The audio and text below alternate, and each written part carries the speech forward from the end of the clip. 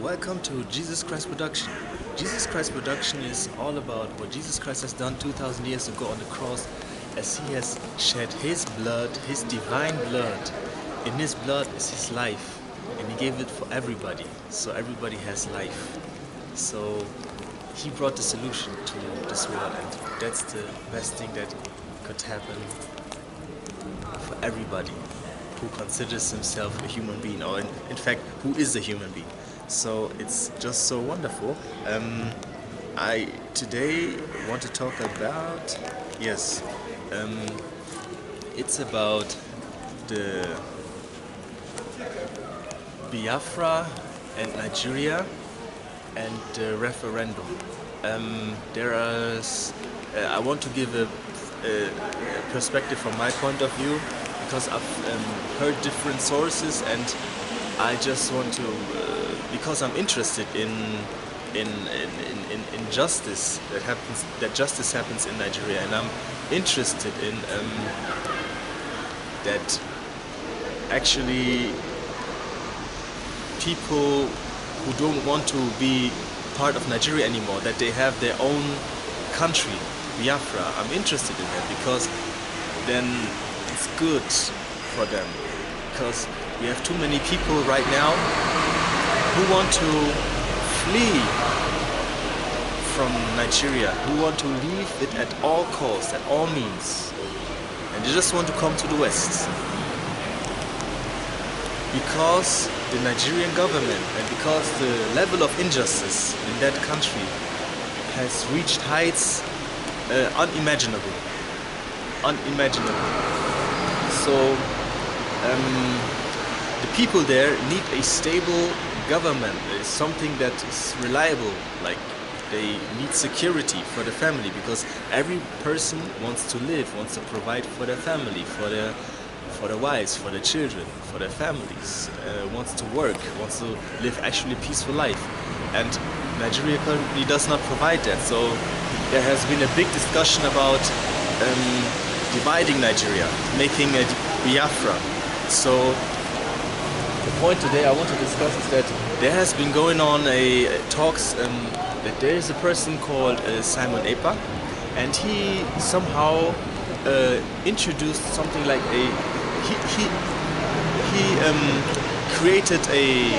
he launched a referendum, and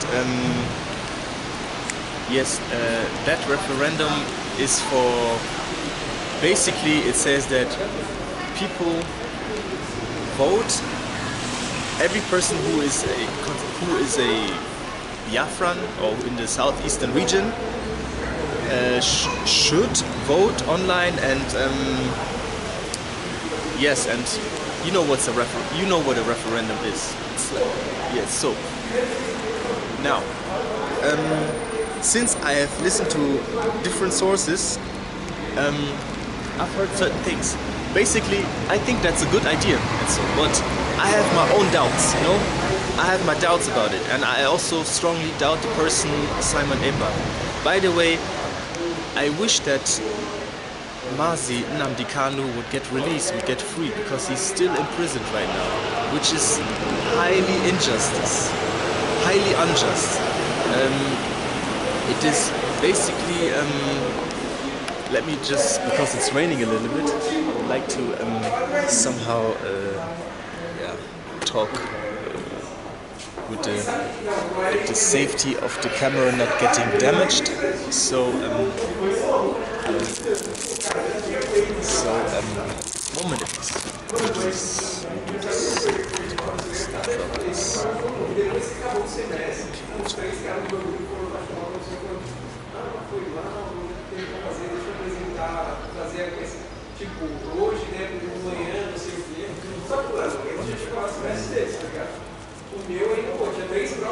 So yes, basically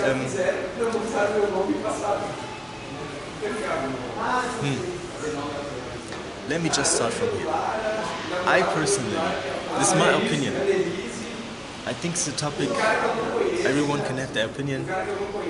It's also highly controversial, because it's about the people's life, and when people's life are involved, it's usually hard to just make a statement like this or that. So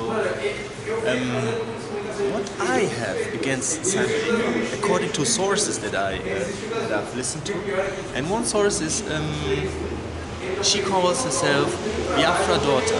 I think I will blend it in here so you can see it for yourself. You can look it up for yourself. You can find information about yourself. But I just want to say, I listen to her, and she's, in my point of view, a very sincere person. Her heart is really for the people, for the families in Nigeria, and that Biafra breaks free. That's what she's raising awareness for, and I think she's also making a very clear point that Simon Ekpa is not the person he claims to be. So I'm really thankful that I had that source, because I was thinking like, what is going on, and to me personally, it's like when how do I say it? Documentary about this is hard to find. People talk a lot and people say this and that, but to me it's hard to find evidence written down in a book or in an article, whatever. So that's my opinion. Okay, so what I have against Simon Ekpa is very simple. There is something like a sit-at-home policy. They are forcing, like in the southeastern region, they are forcing people to stay at home. I think it was like each Monday, like the first day of the working week, they would somehow call out for a sit-at-home action, so that every person in Biafra land would actually not work, but sit at home. In order to raise awareness that citizens are not content with how the government governs the country. So I think actually to raise awareness by this is actually very good. But I heard that it has become like a force, and there's a difference between an initiative, like we do this because we think it's good, and compared to forcing people to sit at home, and even going so far to punish those people who still go to school or who still go to work. For example, they are having how do they call it? They are having children and teachers getting beaten because they are going to school on a Monday, and that is, to me, when I hear that, as a normal person, I think, wow, hey, Mr. Ekpa, these allegations, what about that? Like, actually, people are claiming that it's you, under your influence, that people are somehow being bound and restricted to stay at home. You know, when you stay at home, like when you stop working 5 days a week and only work 4 days a week, and that throughout 1 whole year or 2 years or even more years, then that is like it's influencing your income. And people who live in Nigeria currently, they already have it very tough. So it's not that a good idea. It's not such a good idea to uphold that, or to even make it to enforce that. So my question would be like, Mr. Simon Ekpa, you are currently highly involved in creating a government in exile. You are highly involved in setting up these policies. You are highly involved in having created or brought the Biafra referendum. So why can't you make a standpoint to these allegations that have been claimed against you? Allegations that people in Biafra land in the southeast are even being killed and being terrorized by you under your influence, that the sit-at-home force is coming from you, that people are actually, how do you say, terrorized by your actions, by your politics, rather than getting helped. And I think it's strange, Mr. Simon Ekman, that you are not taking a standpoint towards that. You have all day. These allegations have been going on now for a while, and you have had the whole time to just make a 5-minute video or 10-minute video, 15 minutes, and just say what this actually is about, what your standpoint is, if that is even true or if it's a lie. And this man has not done that, and to me this is very strange. Like, when I hear people operate at such a level, I personally do not trust them at all, because I know people have suffered due to these harsh measures, and I would think it's not really productive. It's somehow, how do they say it, when things it's corrupt. Something is not right about this person, in my mind, from my point of view, and his politics and the people who follow him. I mean, the people he's leading with, like his team. Something ain't right about them. That's just my point of view. So,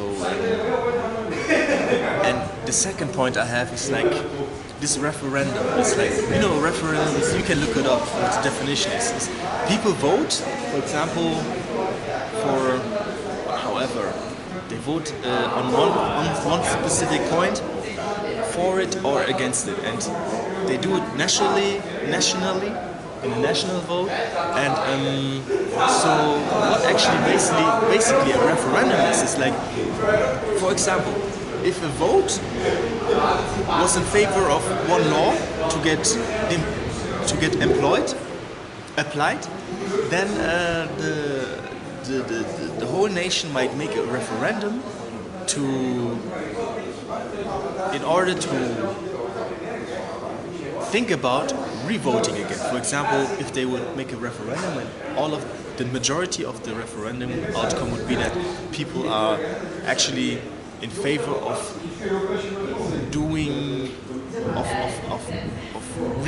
revoting, then it would be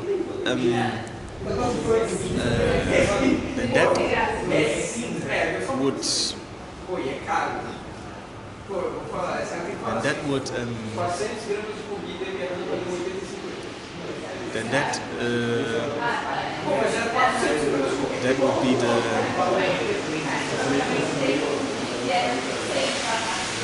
that could be a reason for the measure to take place, that they could revote.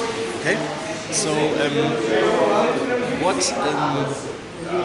this Biafra referendum actually is about is that it's online and it's only within the territory of Biafra, within Nigeria. It's not for the north or wherever. It's actually for every person who is a Biafra.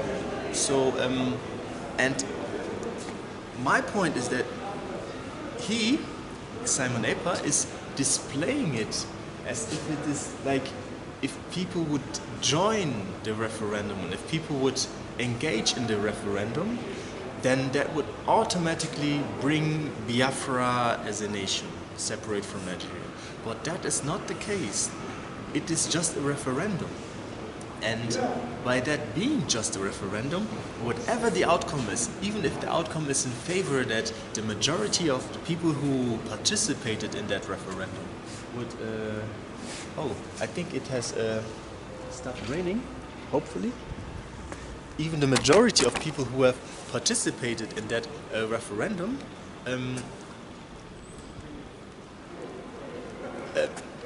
even if the majority of the outcome would be that people are in favor of Biafra to be realized, established, and to separate from Nigeria, it's just the outcome of a referendum of a certain group within Nigeria. Actually, people also from all over the world who are in diaspora can participate in that. But what I'm saying is that the next step would somehow maybe be to provide that result to the EU or to the United Nations or whatever. And my point is just that on the one hand, Simon Epa said, it displays it or presents it as yes, with this referendum we will get Biafra, but the actual fact is that this referendum is just a referendum, and even if all Biafrans say yes, we want to separate, it has no effect. It has to be presented to some other institution, some other, I don't know, governmental body or whatever, in order to have it take effect. So to my point, in my point of view, it's somehow a little bit, it's deceiving the people. And like I said, the first point was really like this sit at home is, I don't really agree with it. It's, to me, it's very dangerous how that person is operating. I might be wrong, but my point of view is like, why doesn't he just take a standpoint? Why doesn't he just talk about it? Like, show your transparency. Show that you are actually a person reasonable, sensible, and you have a clear mind, clear understanding. So that's my point. And so and about the referendum in Biafra is the next point.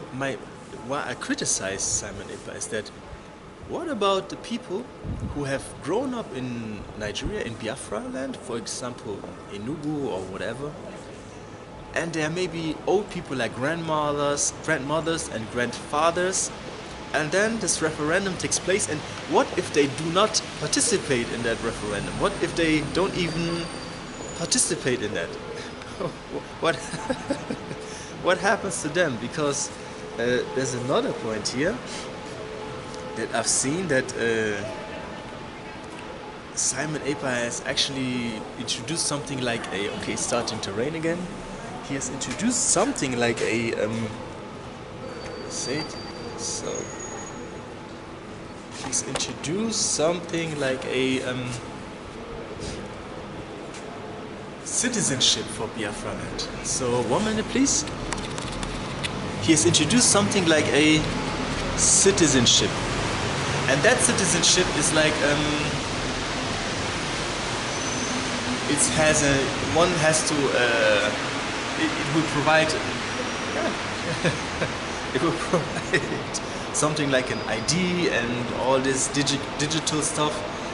I'm actually not in favor of such things at all. But the point is that it's mentioned that